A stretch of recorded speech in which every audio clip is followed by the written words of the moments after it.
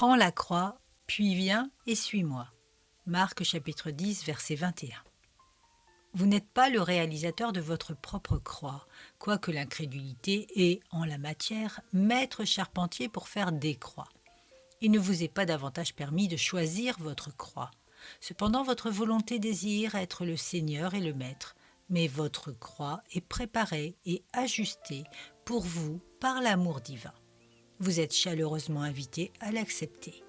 Vous devez prendre votre croix comme un signe et fardeau, et non à chicaner avec elle. Cette nuit, Jésus vous ordonne de soumettre votre épaule à son joug facile. Ne regarde pas cette croix avec mauvaise humeur. Ne la foule pas aux pieds en vaine gloire. Ne t'affaisse pas sous le poids du désespoir. Ne t'en éloigne pas dans la crainte, mais prends-la comme un vrai disciple de Jésus. Jésus était un porteur de la croix. Il montre le chemin dans le sentier de la douleur. Vous ne pouvez pas désirer un meilleur guide, et s'il a porté sa croix, quel fardeau plus noble pourriez-vous désirer?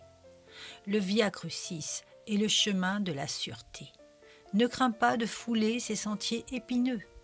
Bien-aimé, la croix n'est pas faite de plumes ou cousue de velours. Elle écorche les épaules désobéissantes, rebelles, mais elle n'est pas de fer. Quoique vos craintes les dépeignent de fer, elle est de bois, et un homme peut la porter. L'homme de douleur a éprouvé la charge. Prends ta croix, et par la puissance de l'Esprit de Dieu, tu deviendras son ami, afin que, comme Moïse, tu ne veuilles pas échanger l'opprobre de Christ pour tous les trésors de l'Égypte. Souviens-toi que Jésus l'a portée, et elle aura un doux contact. Souviens-toi que bientôt elle sera suivie de la couronne, et la pensée de la gloire à venir rendra plus léger le poids de l'épreuve d'aujourd'hui.